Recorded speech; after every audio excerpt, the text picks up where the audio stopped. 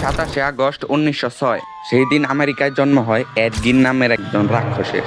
রাক্ষস কেন বললাম ভিডিও শেষে আপনারা বুঝতে পারবেন। তার বাবা ছিল একজন অ্যালকোহলিক, বাংলা ভাষায় বলতে গেলে একজন নেশাখোর, এবং তার মা ছিল একজন বদমেজাজি কঠোর একজন মানুষ। এড গিন এবং তার ভাই হেনরি অনেক খারাপ পরিবেশে বড় হয়। এডের মা তাকে ঘরের বাইরে যাইতে দিত না, তাকে বাইরের জগৎ থেকে বিচ্ছিন্ন রাখত। 1945 সালে তার মা মারা যায়। এরপর গিন একা হয়ে পড়ে, মানসিকভাবে ভাঙ্গা পড়ে। ঠিক তখন থেকে শুরু হয় অদ্ভুত সব কাণ্ড কারখানা। গিন তার পাশের এলাকার কবরস্থান থেকে লাশের চামড়া, হাড্ডি, বিভিন্ন বডি পার্ট নিয়ে বাড়ি ফিরত।